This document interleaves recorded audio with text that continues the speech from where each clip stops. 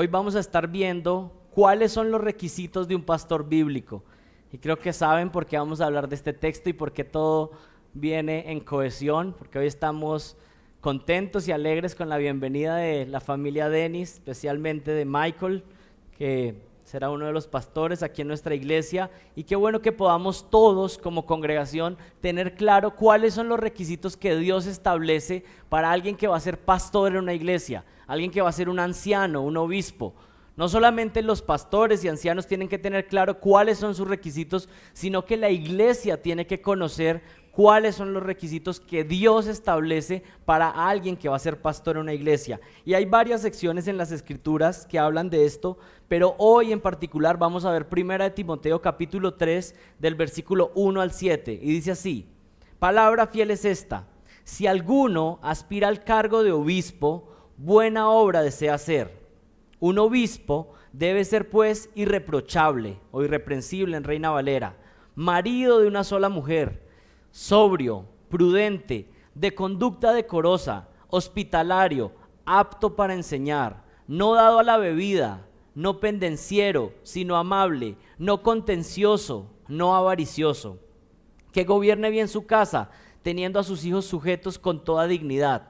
Pues si un hombre no sabe cómo gobernar su propia casa, ¿cómo podrá cuidar de la iglesia de Dios? No un recién convertido, no sea que se envanezca y caiga en la condenación en que cayó el diablo. Debe gozar también de una buena reputación entre los de afuera de la iglesia, para que no caiga en descrédito y en el lazo del diablo.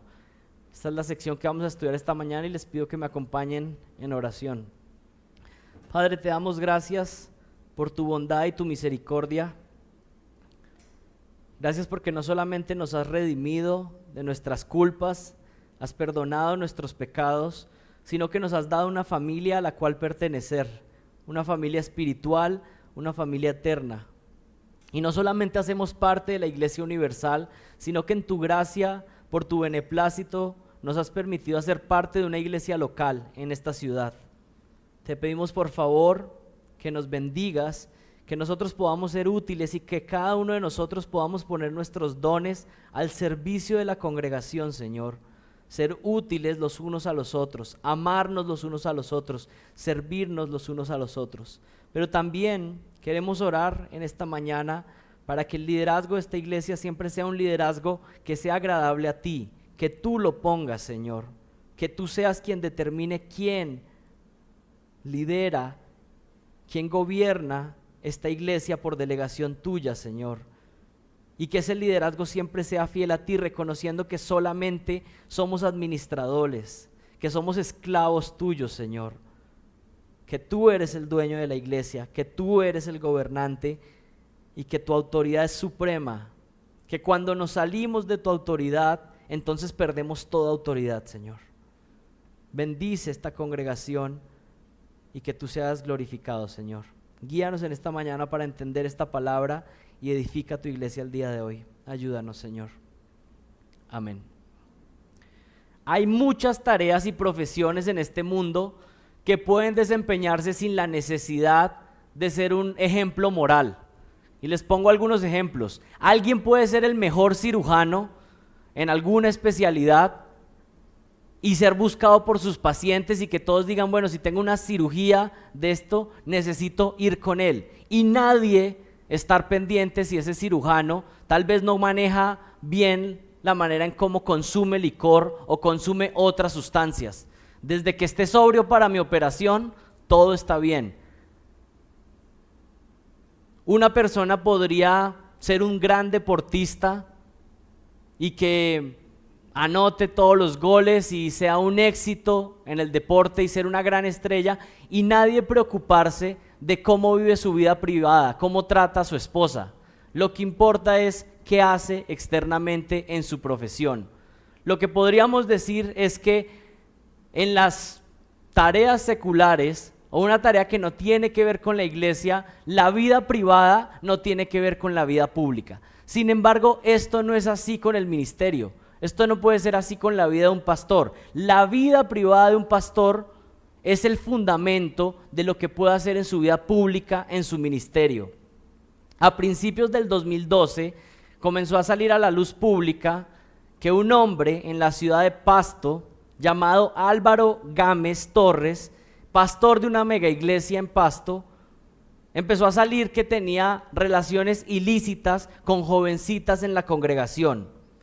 El hombre, cuando fue a ser detenido, se escapó a Honduras y en febrero de 2013 fue capturado y extraditado a Colombia. La fiscalía lo acusaba de abuso sexual, pero ¿saben qué dijo la defensa del abogado? El abogado de este hombre dijo que todas las relaciones habían sido consensuadas y este hombre finalmente salió libre. Ahora, este hombre delante de la justicia colombiana quedó libre, pero delante de Dios es culpable. ¿Y saben qué pasó? Este hombre fue encarcelado por un tiempo. ¿Y saben qué pasaba mientras estaba en la cárcel? Él decía que estaba siendo perseguido y que estaba encarcelado como Pablo había sido encarcelado. Y las personas seguían reuniéndose y aún escuchándolo a él desde la cárcel. Quiero decirles algo, es posible que en este mismo momento en la ciudad de Pasto ese hombre está ahí con miles de personas en un teatro lleno escuchándole. Un hombre que se ha descalificado para el ministerio. ¿Pero por qué pasa esto? Porque es que hay miles de personas siguiendo a falsos maestros, a personas que no cumplen con los requisitos que Dios establece. Bueno, hay múltiples razones para esto, pero una de las razones principales es que no conocemos las Escrituras. Es que las iglesias no están instruidas en lo que Dios demanda para alguien que es un pastor bíblico, un pastor llamado por Dios. Mira, no puedes guiar al pueblo de Dios de manera eficaz a menos que tu propia vida esté en orden. No puedes ser alguien que lidere a otros a la piedad si tu vida no es un ejemplo. Este es uno de los grandes problemas en la iglesia en nuestros días. Está llena de aparentes líderes cristianos que lideran a otros, pero ni siquiera saben cómo liderar su propia vida. Quieren poner en orden las casas de otros cuando sus casas no están en orden. La Biblia nos manda a primero ser un ejemplo, ser un testimonio para poder liderar a otros. Y los requisitos que Dios ha establecido podemos encontrarlos aquí en 1 Timoteo capítulo 3. Y vamos a dividir esta sección del versículo 1 al versículo 7 en 3 partes. Los requisitos para un pastor bíblico, en primer lugar, es que un pastor bíblico tiene que tener un carácter puro, del versículo 1 al versículo 3. En segundo lugar, un pastor bíblico tiene que tener su familia en orden, versículo 4 al versículo 5. Y en tercer lugar, un pastor bíblico tiene que tener un testimonio maduro en la fe. Un testimonio maduro en la fe, versículos 6 y versículo 7. Miremos la primera sección. Un pastor bíblico tiene que tener un carácter puro. Miren el versículo 1. 1 Timoteo capítulo 3, versículo 1. Palabra fiel. Si alguno anhela obispado, buena obra desea, pero es necesario que el obispo sea irreprensible, marido de una sola mujer, sobrio, prudente, decoroso, hospedador, apto para enseñar, no dado al vino, no pendenciero, no codicioso de ganancias deshonestas, sino amable, apacible y no avaro. ¿Cuál es la primera característica general o lo que engloba todo? Que el pastor debe tener un carácter puro. Y miren esa primera expresión que aparece ahí, palabra fiel, palabra fiel. ¿Y qué está diciendo Pablo con esto? Lo que está diciendo es, palabra fiel, esto es importante, esto es esencial, presta atención a lo que voy a decir. Esto es algo sumamente importante. Vayan con sus Biblias al capítulo 1, versículo 15. Pablo ya ha utilizado esta expresión en esta carta y miren lo que dice en el versículo 15. Palabra fiel y digna de ser aceptada por todos. Cristo Jesús vino al mundo para salvar a los pecadores, entre los cuales yo soy el primero. Pablo en otra sección de la misma carta está utilizando la misma expresión para decir, esto es importante, esto es fundamental. Y dice, palabra fiel, Jesucristo vino para morir por los pecadores. ¿Creen que esa es una verdad importante en la Biblia? Sumamente importante, fundamental, y luego utiliza la misma expresión en el capítulo 3 para dar los requisitos del pastor. Palabra fiel, presten atención, esto es importante para sus almas, esto es importante para toda congregación, esto es importante para la iglesia de Dios, presten atención. Pero además de esta declaración está enfatizando que no es una sugerencia, que estos requisitos que va a dar aquí en adelante no es tal vez, No es bueno, ay, sería interesante que los pastores alguna vez cumplieran con esto. No son los requisitos de algún seminario que dice, bueno, este seminario nos acogemos a los requisitos de 1 de Timoteo 3. No es la idea de algunas iglesias, no, todas las iglesias que se llamen iglesias cristianas deben cumplir con los requisitos que Dios estableció acá. Palabra fiel, palabra inspirada por Dios. Esto es lo que Dios demanda de aquellos que van a ser pastores en la iglesia. Esto no es opcional, esto no es una posibilidad, esto tampoco es una utopía. Ojalá que alguna vez pasara. No, estos son los requisitos que Dios demanda. Si alguno aspira al cargo de obispo, miren ahí, y esa palabra obispo es una palabra intercambiable con otros términos que aparecen en el Nuevo Testamento. ¿Cuáles son esos términos? La palabra obispo, la palabra pastor y la palabra anciano.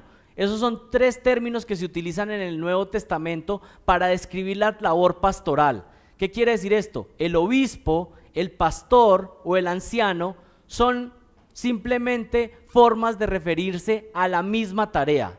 Un pastor es un obispo, un pastor es un anciano. Tal vez lo que está utilizando el Nuevo Testamento ahí es un énfasis con cada una de las palabras. Por ejemplo, la palabra obispo significa alguien que es un supervisor, alguien que está vigilando, que está dirigiendo. Entonces, ¿qué está enfatizando ahí cuando se utiliza la palabra obispo? Que el pastor es uno que dirige al rebaño.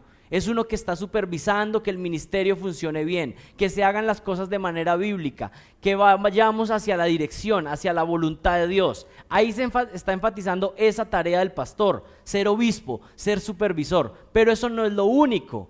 El pastor lo único que hace no es administrar las labores de la iglesia, tiene otra tarea y es que ser pastor. ¿Y qué significa ser pastor? Un pastor es uno que alimenta al rebaño de Dios, uno que predica la palabra y alimenta al pueblo de Dios. Entonces tenemos aquí 2 términos, el obispo que dirige el ministerio, el pastor que alimenta al rebaño, y tenemos un tercer término que es ¿cuál? Anciano. Un anciano es un hombre sabio que conoce las escrituras y aconseja al pueblo de Dios con sabiduría. Obispo, pastor y anciano no son cargos diferentes. Es un error cuando en algunas iglesias hay esta idea de que hay uno que es el pastor, pero hay unos que son unos ancianos, que son como unos ayudantes. No, esa no es la idea, son términos intercambiables, obispo, pastor y anciano. Aunque cada una de estas palabras se refiere a un énfasis en la labor, las 3 apuntan a la misma persona. Pasen ahí unas páginas a Tito, capítulo 1, y ahí vamos a ver cómo se utilizan estos términos de manera intercambiable. Tito, capítulo 1, versículo 5. Ahí ustedes van a ver una lista de los requisitos del pastor, muy similares a las que se dan a Timoteo, pero ya no utiliza el término obispo, sino que utiliza el término ancianos. Miren, por esta causa te dejé en Creta para que pusieras en orden lo que queda y designaras ancianos en cada ciudad como te mandé. Y miren qué interesante este término que aparece ahí. Ya no dice obispo, sino que dice, te dije que en esas iglesias en Creta, en esas ciudades en Creta, establecieras ¿qué? Ancianos, pastores. Y miren que el término en el versículo 7 se repite, porque el obispo les dijo, establece ancianos, pero en el versículo 7 le dice, el obispo debe cumplir con estos requisitos. Son términos intercambiables, pero quiero que miremos algo más ahí en el versículo 5. ¿Está en singular o en plural la palabra ancianos? Tito debía establecer en cada iglesia ¿qué? Un grupo de ancianos. Y ustedes pueden ver en el Nuevo Testamento, siempre que se habla de los pastores, los ancianos, los obispos de una congregación local, se habla de un grupo de ancianos y pastores. La idea de un solo pastor, de uno solo, que es el que dirige todo, que es el que toma todas las decisiones, es una idea foránea al Nuevo Testamento. Por eso toda iglesia bíblica debe tener una pluralidad de ancianos o debe estar en dirección a establecer una pluralidad de ancianos. Es lo que Dios establece. Y este principio viene aún desde el Antiguo Testamento. ¿Recuerdan cuando Moisés estaba dirigiendo al pueblo? Por supuesto él era el director, pero necesitaba un grupo de personas que le ayudaran. Y su suegro le dio un consejo y le dijo, mira, establece hombres sabios, ancianos, que puedan ayudarte a dirigir toda la congregación. El obispo es el que tomará la labor de pastorear una congregación cristiana, aquel que está encargado de enseñar, instruir, dirigir, exhortar, disciplinar y amar de manera cuidadosa al rebaño de Dios, al pueblo de Dios. Y podemos regresar nuevamente ahí a 1 de Timoteo, capítulo 3. Miren lo que dice, palabra fiel es esta: si alguno aspira al cargo de obispo, ya vimos, o al cargo de pastor, ¿qué? Buena obra desea. ¿Qué está diciendo Pablo? Si usted desea ser pastor, si usted desea ser obispo, si usted desea ser un anciano en una congregación, ¿es bueno o es malo ese deseo? Dice, es bueno ese deseo, pero Pablo va a estar diciendo, pero un momento, no solamente basta con que usted quiera. Algunos como que solo han leído hasta ese versículo. El que quiere ser pastor, buena obra desea, adelante. No, ahí dice, qué bueno que desee, pero vienen unos requisitos de ahí en adelante. La obra del ministerio es una obra deseable, es una obra excelente, es una posición noble y deseable en gran manera. Y es parte de la tarea que tenemos que tener como iglesia, nosotros en esta ciudad, en este país. Y es que muchas personas piensan en la labor pastoral como algo degradante. Algunas personas hasta a veces dicen como, uy, da pena decir que usted es pastor. ¿Por qué? Porque el testimonio que ha habido es de malos pastores. Personas que han jugado con la fe de las personas, personas como el que mencionamos hace unos minutos, un hombre que por supuesto no es un pastor establecido por Dios, es un falso, es un lobo, abusando de las personas. Y por supuesto ese testimonio trae descrédito al Evangelio de Jesucristo. Pero claro que el Señor provee pastores fieles a su iglesia. Dios ama a su iglesia, y una de las maneras en que Dios muestra amor hacia su pueblo y hacia sus iglesias es proveyendo de pastores fieles. La labor del ministerio pastoral es honrosa si se hace de la manera que es agradable a Dios. Martin Lloyd-Jones dijo, la obra de la predicación es el llamado más alto, más grande y más glorioso que cualquiera pueda ser llamado. Spurgeon dijo lo siguiente, si Dios te ha llamado al ministerio, no te rebajes a ser el rey de Inglaterra. Es una labor gloriosa, importante delante de Dios. Pablo entonces aquí comunica que el deseo es fundamental, que alguien que desee estar en el ministerio. ¿Y por qué hago pausa aquí? Porque algunas veces he escuchado testimonios de personas que dicen, no, es que yo no quiero estar en el ministerio, pero es que Dios me necesita, Dios me empuja, yo no quería.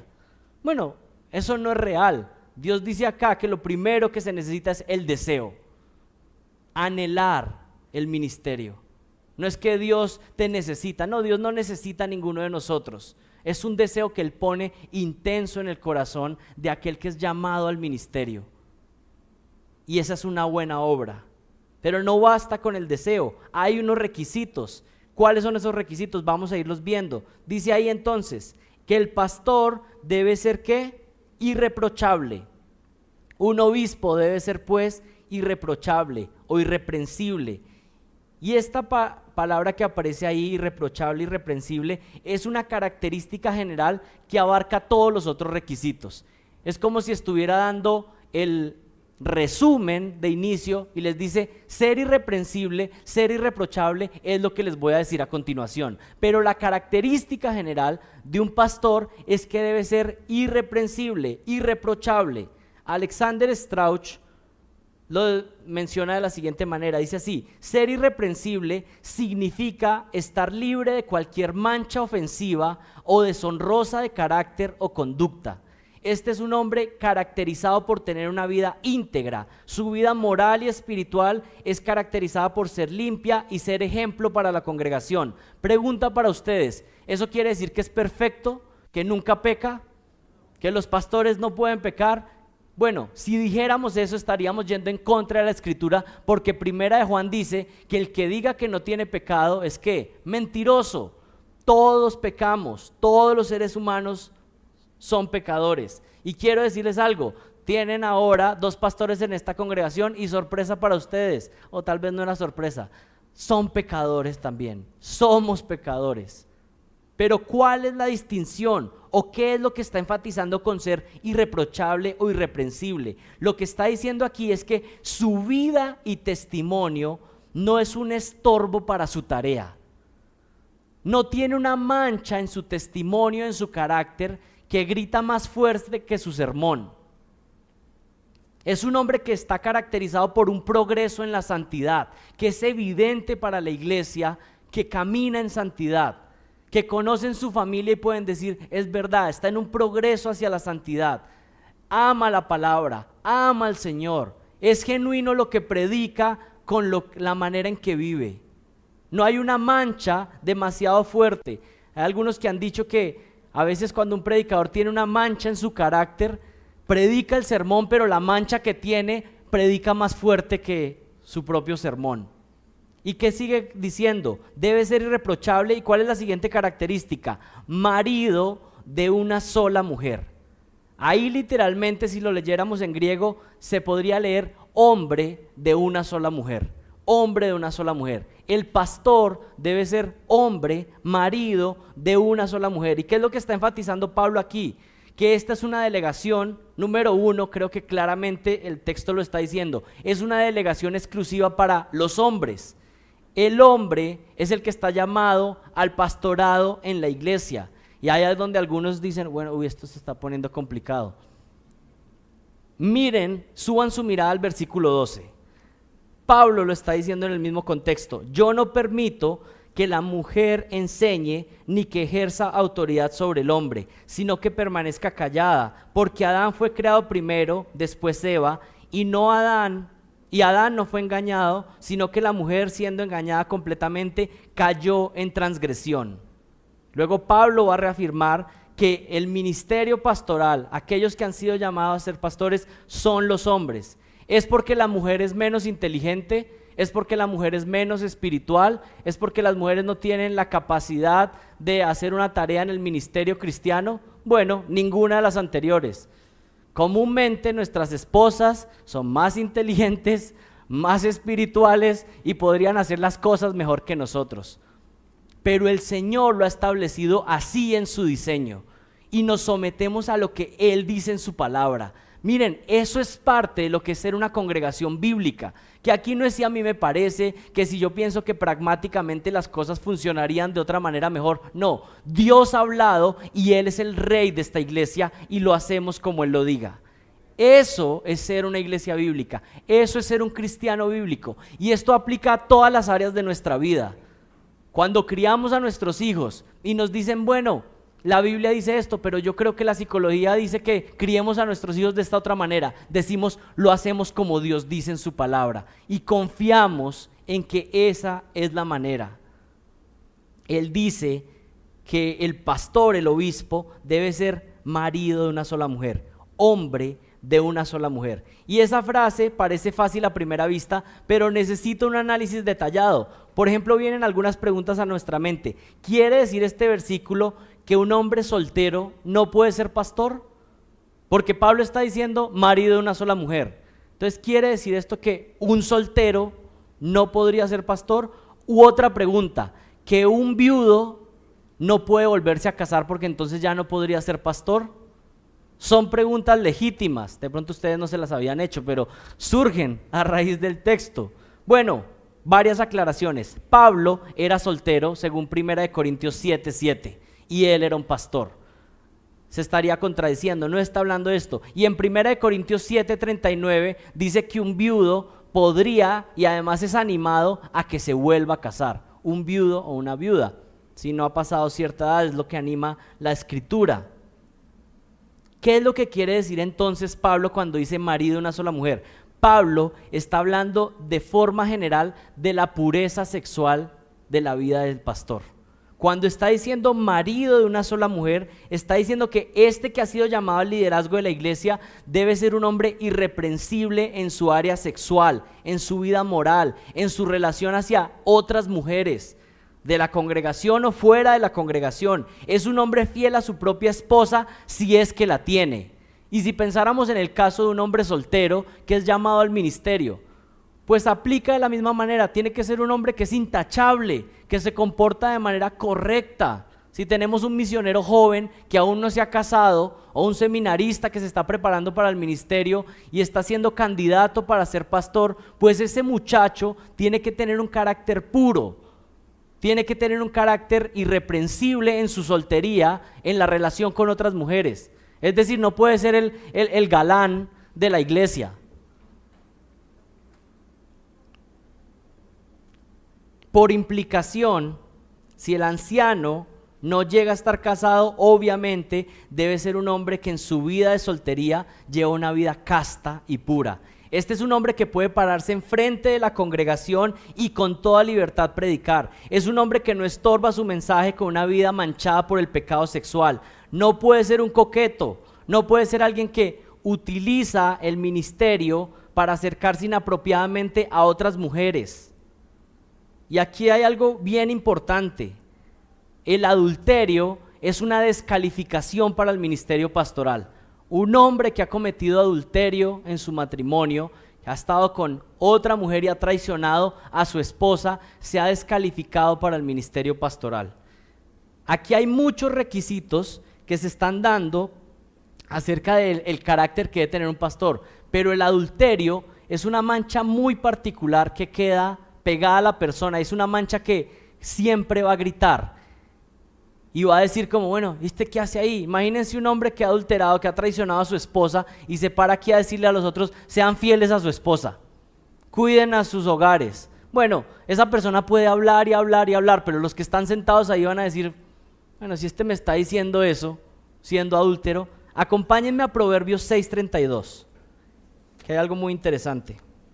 Miren lo que dice Proverbios capítulo 6, versículo 32. El que comete adulterio no tiene entendimiento, sino que destruye su alma el que lo hace. Heridas y vergüenza hallará, y su afrenta ¿qué? No se borrará. El adulterio es una afrenta, es una mancha. Y quiero decirles algo, cuando predico este texto, no lo hago con altivez. Y no lo hago como diciendo, oh, qué terrible todos estos pastores que han adulterado. ¿Saben cómo predicamos este texto? Temblando y suplicando a Dios, ayúdame a ser fiel a mi esposa hasta el último día. No lo hacemos diciendo como, oh, no, esto jamás me pasaría. Porque cuando usted piensa de esa manera, justamente está más cerca de poder cometer pecado adulterio. ¿Qué pienso yo? Que soy completamente débil y necesito estar pegado al Señor y que el Señor me guarde para perseverar fiel. Así que no pensamos en este texto con altivez y orgullo, sino que lo vemos y temblamos y le decimos, Señor, por favor ayúdame a permanecer fiel en el pacto matrimonial que tengo. Que Él nos ayude, porque al final, ¿quién es el que permite cumplir con estos requisitos a un pastor? ¿Acaso es un superhombre que cumple con todo? No, es Dios en su gracia que capacita y fortalece a los hombres que van a estar en el ministerio. Que Él nos guarde, y yo les pido, oren por nosotros, se los suplico, oren por sus pastores para que puedan perseverar fieles, no por nuestro propio honor, sino para que la palabra de Dios no sea blasfemada. Pablo continúa, miren lo que dice, un obispo debe ser pues irreprochable, marido de una sola mujer, sobrio. Y aquí que está hablando con esa palabra sobrio, está hablando de alguien que tiene mente clara, alguien que piensa bien. Y esto parece un requisito que a veces no se tiene en cuenta, pero a veces uno escucha personas que no tienen la capacidad de pensar bien, de conectar pensamientos bien, y quieren estar en el ministerio pastoral, y creo que esa persona podría ser parte de la congregación, pero no puede estar en el ministerio pastoral si no tiene la capacidad de pensar bien, de pensar lógicamente, de pensar con sentido común, de pensar con sabiduría bíblica. Sobrio es alguien que tiene mente clara, que piensa bien, con sentido común y sabiduría bíblica, pero también es alguien que tiene autocontrol y dominio propio. Ese es alguien que es sobrio, que su vida es sobria. Un pastor no solamente necesita tener una mente clara para predicar las escrituras, sino que tiene que ser alguien que piensa bien para tomar decisiones, para dar consejos. Tiene que ser alguien que tiene dominio propio a la hora de pensar, piensa claramente. Y eso se puede ver con las decisiones que toma. Un anciano de una iglesia debe ser alguien sobrio, que toma decisiones correctas la mayoría de las veces. ¿Qué diferencia a un buen líder de otros líderes? Un buen líder toma buenas decisiones constantemente. Y para tomar buenas decisiones constantemente se necesita ser sobrio y tener una mente clara. Albert Mohler dice lo siguiente: los líderes sencillamente no pueden evitar tomar decisiones importantes, pero los líderes que realmente son eficaces son aquellos que tienen la valentía y tienen la capacidad de tomar decisiones correctas una y otra vez. Miren la siguiente instrucción: debe ser prudente, en el versículo 2. Esta palabra está relacionada con la anterior de ser sobrio, pero además incluye a alguien que es discreto. El pastor de una iglesia tiene que ser un hombre prudente. ¿Por qué? Porque el pastor de la iglesia va a tener mucha información de todos los miembros de la iglesia y tiene que ser un hombre ¿qué? Prudente con sus palabras. No puede ser alguien que le vinieron y le pidieron un consejo y a los 8 días todo el resto de la iglesia conocía la situación. Tiene que ser un hombre prudente con sus palabras, que sabe guardar la información que se le está dando, que es sabio, que habla con sabiduría. Pero ¿saben qué? Esa palabra prudente, que habla mucho de la forma en cómo el pastor habla, no solamente habla de ser reservado, de cuidar la información que tiene, sino que también es de la manera como el pastor habla. Un pastor bíblico tiene que hablar de cierta manera, tiene que cuidarse de los chistes que hace, de las formas en que se refiere a otras personas. Y aquí quiero traer esto acá, porque algunos de ustedes están ahí sentados diciendo: uy, tremendo todo lo que le toca al pastor. Quiero decirles algo: ¿qué es un pastor bíblico? ¿O qué es lo que está diciendo acá Pablo? Pablo está diciendo, ¿saben qué? Un pastor es un cristiano maduro. Así de sencillo. Así que esto no es como que para los que van a ser pastores. Esto es que, por supuesto, Dios dice, si alguien va a ser un pastor, tiene que ser un cristiano maduro. Es decir, se espera lo mismo de todos los fieles en la congregación que van creciendo en madurez. Por supuesto, dice, si alguien va a estar adelante siendo el ejemplo, pero siendo el ejemplo para el resto de la congregación que va hacia la misma dirección, ustedes y yo tenemos que ser prudentes, sabios. No es posible que alguien que diga que es un cristiano bíblico se la pase haciendo chistes de doble sentido, chistes inadecuados, usando palabras que no son correctas. Y cada uno de ustedes saben de qué estoy hablando. Palabras que no glorifican a Dios, palabras que derriban y no palabras que edifican a otros. Un creyente maduro es prudente y por supuesto Dios demanda que un pastor deba ser prudente. ¿Qué continúa diciendo? Prudente, de conducta decorosa. Este hombre que es pastor debe tener una vida ordenada. Esa palabra, una vida decorosa, está hablando de orden en su vida. Cultiva orden en todas las áreas de su vida. El pastor debe ir en madurez creciendo hacia el orden en su vida.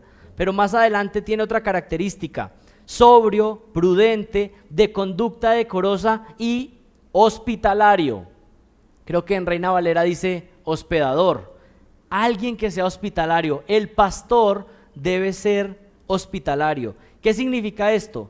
Es uno que debe estar preocupado por la vida de las ovejas en la iglesia. Es alguien que con cada acción refleja que ama a las personas de la congregación. Es uno que invita a las personas a compartir tiempo en su casa, que abre su hogar para aquellos que son extraños en un sentido, pero los invita a su hogar para ser parte de sus vidas. Los invita a comer, compartir tiempo con ellos, estar en diferentes situaciones del rebaño. Y yo sé que estoy diciendo esto y entonces esto crea una lista larga, pero la tenemos y próximamente espero que todos puedan estar compartiendo con nosotros en nuestro hogar. Hacerle sentir a las personas que su vida es importante, que el pastor ama realmente a su rebaño. Hay algunos que han dicho que el pastor debe oler a oveja, debe estar en medio de la congregación, uno con el rebaño, parte del rebaño. Esa idea del pastor que está por allá y como que nadie sabe qué es lo que hacen, ni dónde viven, ni nadie lo conoce, o que no se pueden acercar, o de que hay que pasar 3 filtros para llegar. No, eso no es bíblico. El pastor hace parte del rebaño y debe ser hospitalario. Miren lo que dice Mike Favares: la manera más efectiva de pastorear a tu gente es compartir tu vida con ellos. La manera más simple de compartir tu vida con la congregación es comer con ellos. Y aquí es porque algunos entonces encuentran por qué en esta congregación comemos tanto, ¿cierto? Y realmente ustedes a veces pueden estar pensando que las cosas son de manera por coincidencia. Ese tiempo que tenemos allá en la esquina no es algo de coincidencia. Es un tiempo planeado y pensado para que la congregación comparta tiempo los unos con los otros.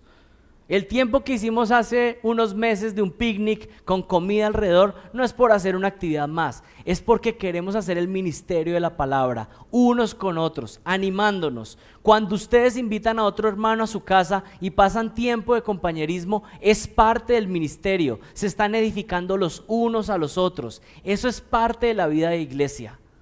Qué hermoso cuando recibía yo mensajes y me decían: estamos aquí el 24 reunido con los hermanos, estamos aquí el 31, algunos me dijeron que iban a pasar toda la noche estudiando y leyendo la Biblia. Esos son muy espirituales. Pero pasando tiempo, compartiendo los unos con los otros. Es imposible vivir la vida de iglesia simplemente viniendo acá, escuchando un mensaje y yéndose, o otros que ni siquiera vienen. Necesitamos congregarnos si es que decimos ser parte de una iglesia bíblica. Y parte de lo que el pastor debe hacer es ser hospitalario. Y por supuesto, la congregación también debe ser ¿qué? Hospitalaria. Buscar cómo cuidar unos a otros, cómo abrir nuestro hogar para que otros puedan llegar y hacer parte de nuestra vida. ¿Cuál es la siguiente característica? Dice: sobrio, prudente, de conducta decorosa, hospitalario, apto para enseñar. Apto para enseñar. Y aquí hay 2 realidades que se enfatizan. Número 1, el pastor debe ser uno que ha recibido el don de enseñanza. ¿Y qué significa esto? Que Dios le ha capacitado divinamente para proclamar la palabra de Dios. Es uno que tiene la capacidad de abrir las escrituras y explicarlas al pueblo de Dios, y el pueblo de Dios entiende la palabra y es edificado y es animado y crece con la palabra de Dios. Dios tiene que dotar a ese hombre para que sea apto para enseñar, pero no solamente tiene la capacitación divina, sino que también tiene que tener el contenido doctrinal. Uno que es apto para enseñar es que ha sido llamado por Dios para enseñar, pero también se ha preparado para poder proclamar la palabra con claridad, con precisión. Eso quiere decir uno que es apto para enseñar. Pablo insiste en que nos presentemos delante de Dios como obreros aprobados, que no tenemos nada de qué avergonzarnos, sino que trazamos con precisión la palabra de verdad. Miren el versículo 3, no dado a la bebida, no dado a la bebida. ¿Y qué significa esto? En oposición a una vida sobria, prudente y decorosa, ahora Pablo enfatiza las características de una manera negativa. Aquí está diciendo que el pastor, en palabras simples, no puede ser un borracho. Está negando aquí Pablo el consumo de bebidas alcohólicas. Yo no creo que estaba diciendo eso, pero lo que está diciendo es que un hombre que está en el ministerio no puede ser consumido por cualquier bebida que nuble su mente o cualquier sustancia. Por supuesto que no solamente será vino, sino cualquier sustancia que haga que el pastor perdiera la claridad de mente, entonces eso lo descalifica para el ministerio. Un pastor no puede ser alguien dado al vino, no puede ser alguien que pierda y se nuble por medio de sustancias que tome y consuma y que le hagan perder la claridad. Eso es de lo que está hablando aquí. ¿Qué continúa diciendo? No pendenciero, sino amable, no contencioso, no pendenciero, sino amable y no contencioso. Y estas características están relacionadas a las 3. Uno que no es pendenciero, uno que es amable y uno que no es contencioso. ¿Qué está diciendo aquí? Alguien que no es un buscapleitos, alguien que no es un peleador, uno que no es violento con su trato hacia los demás, sino que es reconciliador y pacífico. De lo que de él depende está en paz con todas las personas, no calumnia, no se mantiene con amargura, ni busca discusiones sin sentido. Este es un pastor bíblico que anda en paz si de él depende esa paz. No es un peleador. Y aquí podemos pensar, y nuevamente pongo el balón en su cancha. Esto aplica para pastores, pero aplica también para la iglesia. Un cristiano bíblico, uno que dice que está en la fe, uno que dice que Jesucristo le ha perdonado sus pecados, no puede ser una persona pendenciera y peleadora. Algunos de ustedes pueden tener un carácter inclinado a eso. Llegan al supermercado, pelean con la señora de la caja. Llaman al del servicio y tienen un pleito por teléfono con el de los servicios públicos. Y pasan con el vecino y pelean con el vecino.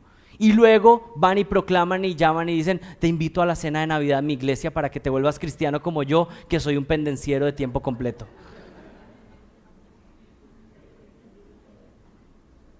Algunos hasta llegan al nivel de que van a la iglesia y empiezan a tener pleitos dentro de los hermanos de la iglesia.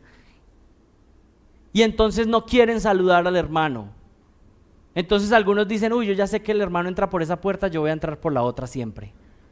Un cristiano que quiere glorificar a Dios, entonces no puede ser un buscapleitos, no puede ser un peleador.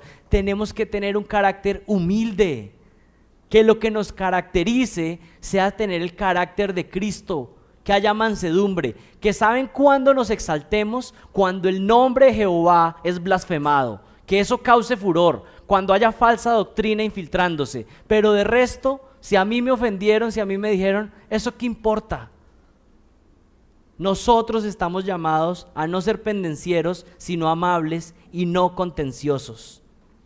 No buscar pleitos, no pelear, sino ser amables con todos.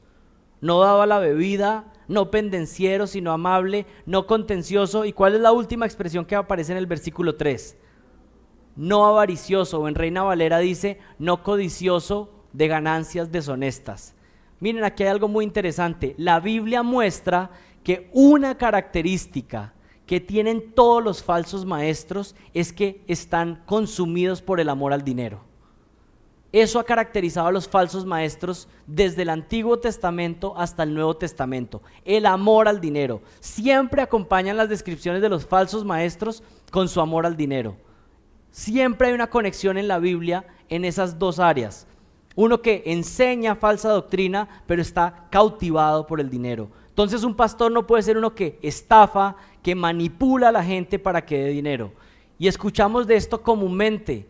Personas que no tienen nada de dinero y son oprimidos en las iglesias para que den. Y siembre aquí. Y usted de esto aquí para que el Señor lo bendiga. Y se le saca el dinero si hacen reunión lunes, martes, miércoles. Están tratando de ver cómo exprimen a la gente. Y por supuesto, esas personas que están dando el dinero no son tan víctimas. Ellos también son codiciosos, ¿cierto? Porque lo que están pensando es, si doy aquí se me va a multiplicar. La misma codicia, todos están jugando con la codicia y todos están amando el dinero. Un hombre de Dios no puede ser consumido por el amor al dinero. El líder cristiano tiene un carácter puro, pero ahora vamos a ver la siguiente sección. Tiene su familia en orden. Miren el versículo 4. Tiene su familia en orden. Que gobierne bien su casa, que tenga a sus hijos en sujeción con toda honestidad. Pues el que no sabe gobernar su propia casa, ¿cómo cuidará de la iglesia de Dios? Aquí Pablo empieza a enfatizar la necesidad apremiante de que el que es pastor, obispo o anciano de una iglesia tiene que gobernar bien su casa. Esto quiere decir que en la casa de un pastor nunca puede haber problemas, nunca puede haber dificultades. Creo que justamente está enfatizando lo contrario. Cuando dice que gobierne bien su casa, quiere decir que ¿qué? Que en medio de cuando hayan dificultades, él sea un líder que es capaz de sacar adelante a su familia.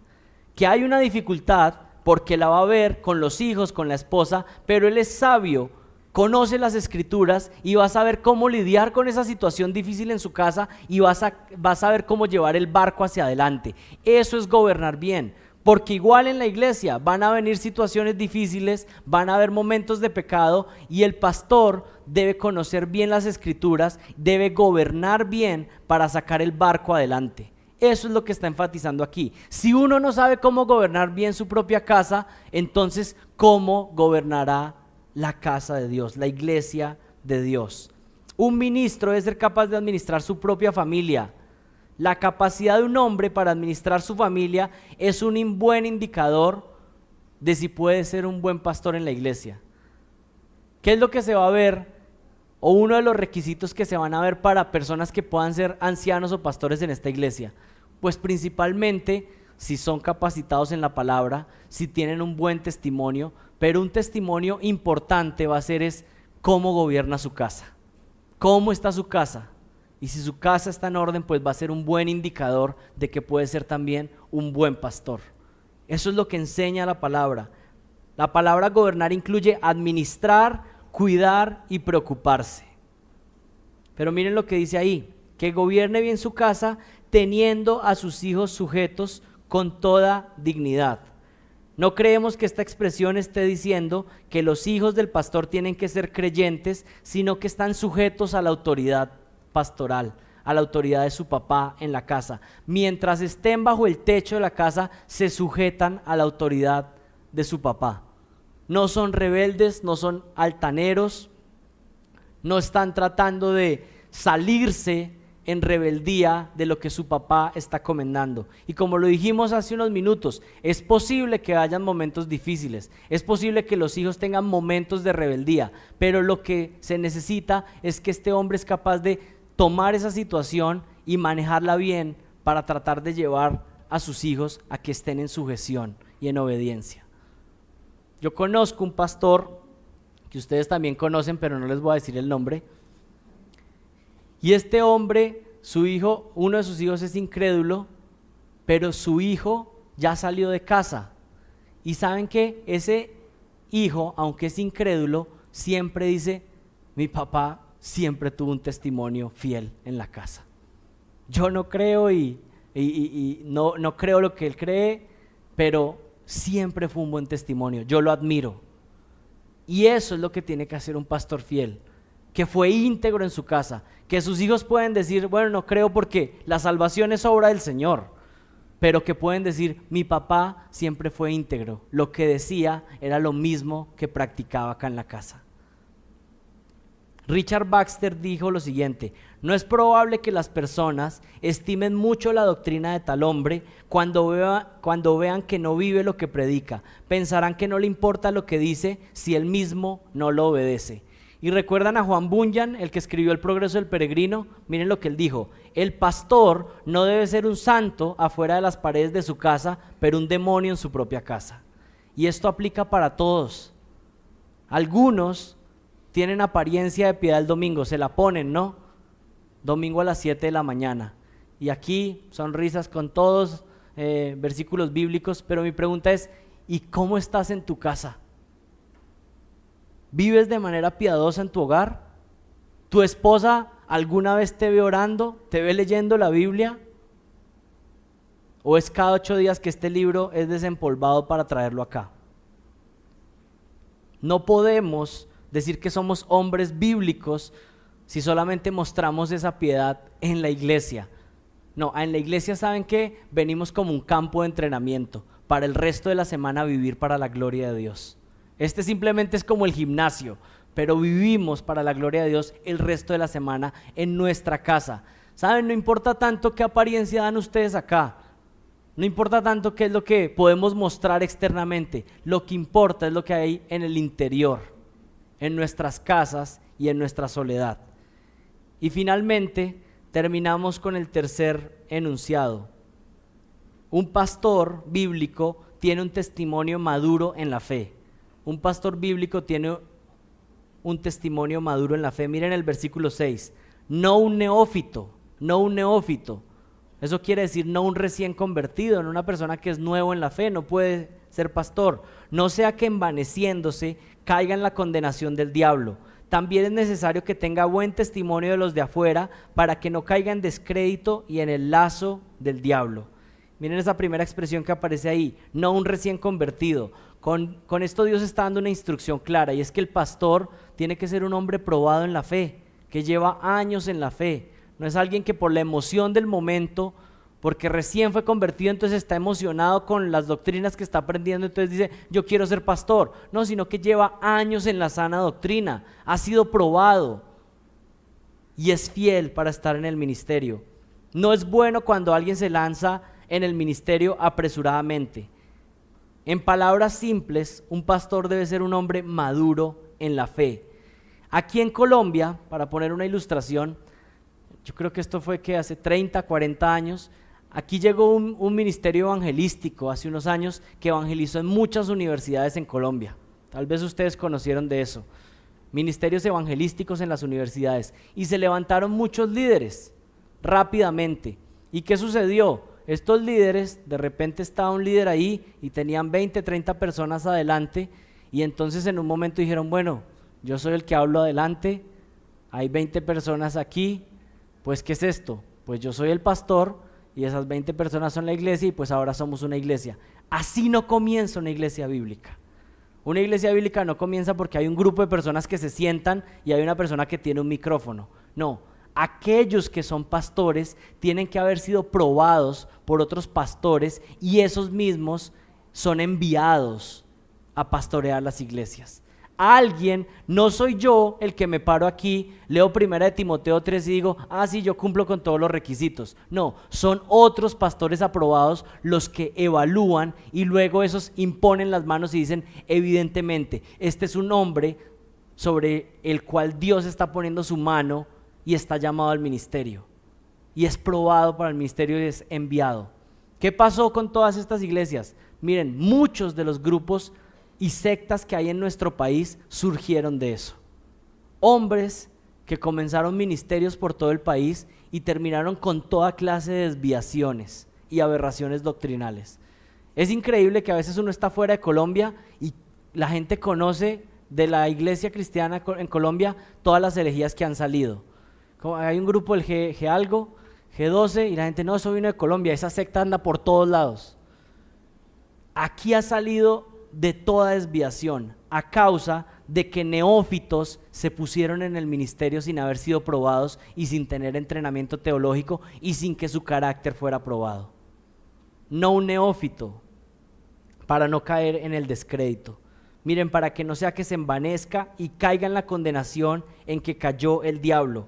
El neófito tiene la tendencia a ser arrogante y pensar que el ministerio tendrá éxito por sus propias cualidades. Fácilmente puede presentar actitudes orgullosas y creer, bueno, es que yo soy muy bueno y el ministerio va a triunfar porque yo estoy aquí, desconociendo que la bendición de cada ministerio fiel va a ser que Dios bendiga y que Él haga su obra. No importa quién está adelante, lo que importa es que la bendición de Dios esté sobre una iglesia verdadera. Versículo 7, debe gozar también de una buena reputación de entre los de afuera de la iglesia, para que no caiga en descrédito y en el lazo del diablo. ¿Qué termina diciendo? Aún los incrédulos deben reconocer que el pastor es un hombre que tiene una vida justa, piadosa e íntegra. Los familiares incrédulos pueden acusar de todo a ese pastor, pero nunca pueden decir, este es un deshonesto. Puede que no le guste las decisiones que uno toma bíblicamente, pero nunca pueden decir que no es un hombre íntegro, que vive según sus convicciones. El pastor no puede caer en el lazo del diablo, en trampas que se ponen ahí alrededor. En los negocios, en los tratos que se hacen con los incrédulos, nosotros tenemos que ser un ejemplo. ¿Alguna vez le ha pasado que en un negocio usted sale damnificado, usted sale perdiendo a causa de su fe en Jesucristo? ¿Alguna vez le ha pasado? ¿O usted es de esa clase de cristianos que dice, no, yo soy el más avispado de todos? Bueno, muchas veces si usted es un cristiano fiel que quiere actuar honestamente en todo, pues usted va a salir perdiendo algunas veces. Pero ¿saben qué va a quedar en el testimonio? Esa persona va a decir, qué extraño esta persona, ¿por qué hizo eso? ¿Por qué esta persona no quiso mentir en la notaría? ¿Por qué? porque él cree en Jesucristo y su vida es delante de Dios. Pero el otro, el que no vive para Cristo, más bien que miente fácilmente, se gana un poquito más de dinero, pero afrentó el nombre de Jesucristo y no dio un testimonio fiel. Hubo un misionero francés en el siglo IX que llegó ante un grupo de incrédulos en Escandinavia y ellos le preguntaron: ¿usted tiene la capacidad de hacer milagros? De pronto ahora algunos le van a preguntar a Michael. ¿Usted tiene capacidad de hacer milagros? A este misionero le preguntaron eso, le dijeron: ¿usted tiene capacidad de hacer milagros? Y miren lo que contestó este misionero: si Dios me diera la capacidad de hacer milagros, yo solo pediría que Dios me concediera el milagro más grande de todos, que es tener una vida realmente santa. Y eso es lo que pedimos, tanto para el liderazgo de esta iglesia como para esta iglesia en general, que nosotros podamos tener una vida que va creciendo en santidad hacia la imagen de Jesucristo. ¿No es esa nuestra petición? ¿Y creen que necesitamos ayuda de Dios para vivir una vida de esta manera? Pues oremos a Él y pidámosle que Él nos bendiga.